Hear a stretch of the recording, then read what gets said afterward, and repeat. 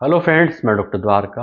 Erectile dysfunction physical है या mental? आज इस वीडियो के जरिए हम यही जानने की कोशिश करेंगे।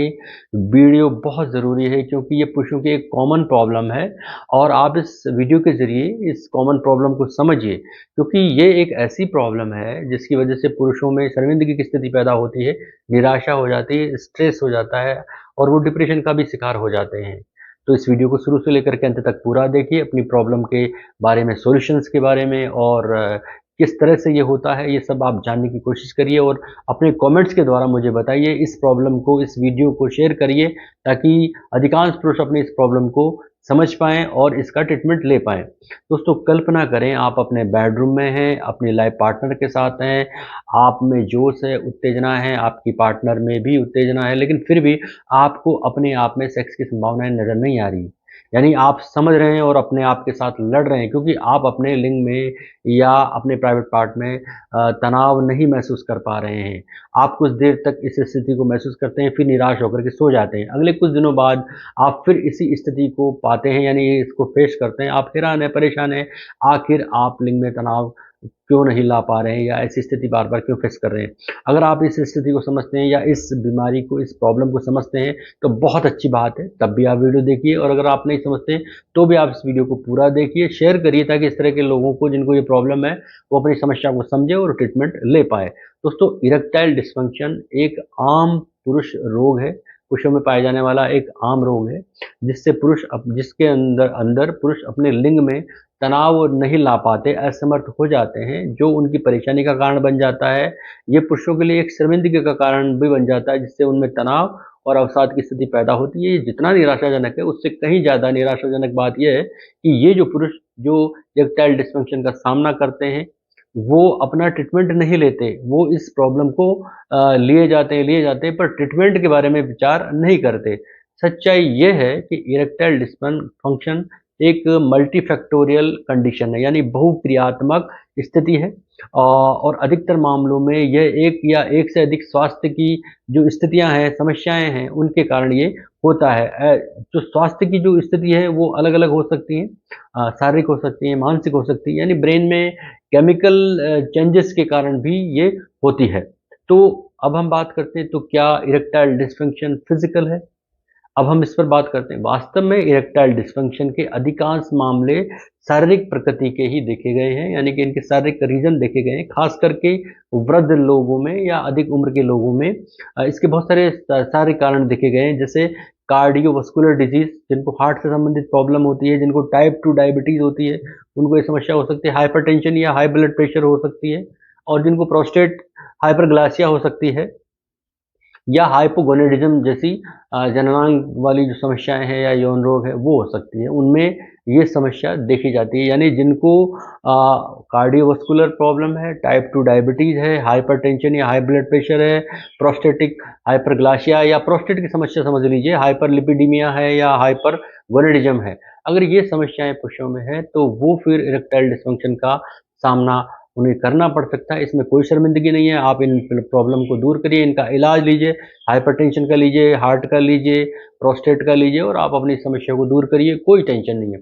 इसके अलावा इरेक्टाइल डिस्फंक्शन उस स्थिति में हो सकता है जब पुरुष बहुत अधिक शराब का रेगुलर सेवन कर रहे हैं, स्मोकिंग कर रहे हैं या बहुत अधिक खाना खा रहे हैं।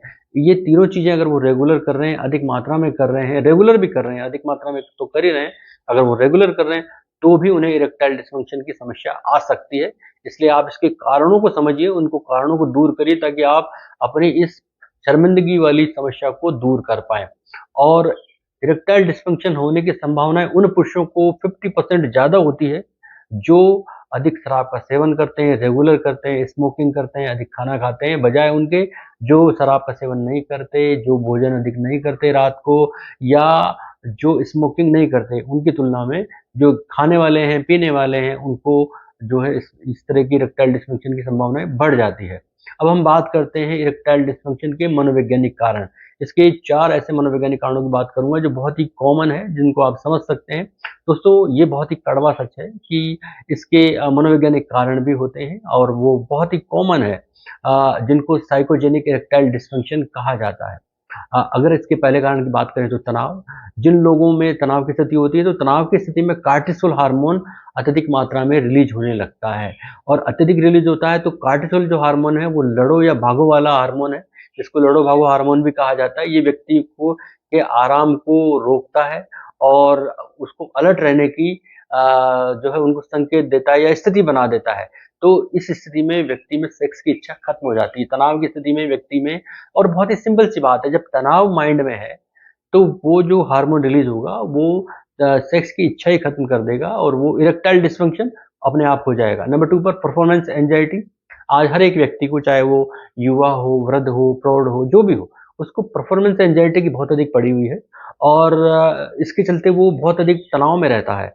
और जब तनाव में रहते हुए आप कोई भी काम करोगे, चाहे पढ़ाई करो या ये सेक्सुअल एक्टिविटीज़ करो, तो उनमें प्रॉब्लम आ ही जाती है। तो तनाव की स्थिति में अगर ये सब होगा तो परफॉर्मेंस भी बिगड़ेगा, यानी कि आपको लगातार परफॉर्मेंस की चिंता रहेगी, आप पूरी तरह से अपनी एक्टिविटी, सेक्सुअल एक्टिविटी नहीं कर पाएँगे और इरेक्टाइल डिस्फंक्शन की स्थिति आपके सामने ज्यों की त्यों खड़ी मिलेगी। नंबर 3 पर डिप्रेशन। दोस्तों, डिप्रेशन एक ऐसी स्थिति है जिसमें व्यक्ति कोई भी काम नहीं कर पाता, ना पढ़ पाता है, ना जॉब का काम कर पाता है, ना ऑफिस का कर पाता है, ना कोई प्यार मोहब्बत की बातें कर पाता है, और इरेक्टाइल डिस्फंक्शन की स्थिति तो आ ही जाएगी, अपने आप आ जाएगी, क्योंकि इस स्थिति में व्यक्ति के लिंग में तनाव नहीं आ पाता। डिप्रेशन की स्थिति में उसके जो हार्मोनल जो केमिकल बैलेंस जो है वो बिगड़ने लगता है, ब्रेन में जो केमिकल बैलेंस है वो बिगड़ने लगता है और इरेक्टाइल डिस्फंक्शन आ जाता है, हो जाता है।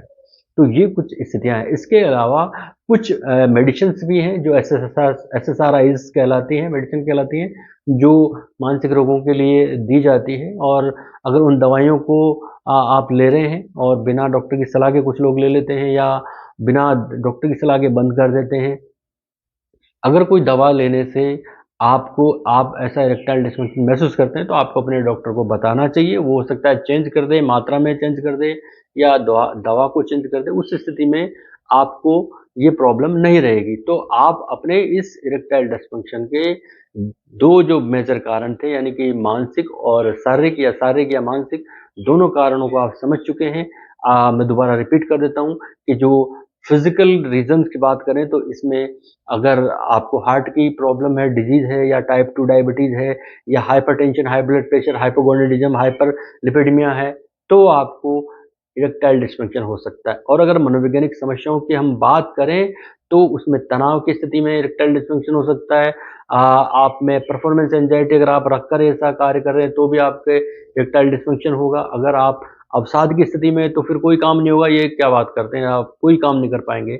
और अगर आप कुछ दवाइयाँ ले रहे हैं, बिना डॉक्टर की सलाह ले रहे हैं, और अगर आपको लेने पर हो रहा है, तो आपको डॉक्टर से कंसल्ट करना ही करना चाहिए, तो ये आपकी प्रॉब्लम दूर हो जाएगी। अब ट्रीटमेंट की बात करें तो इसके लिए जो एक्सपर्ट है उससे आपको मिलना होगा, साइकियाट्रिस्ट से मिलना होगा, जो एक्सपर्ट होता है उससे मिलना होगा। वो आपके ब्लड टेस्ट करा सकता है, फिज़िकल एग्ज़ामिन कर सकता है, और आपकी सेक्सुअल हिस्ट्री देख सकता है, पास्ट में क्या स्थितियाँ आपके साथ रही वो देख सकता है।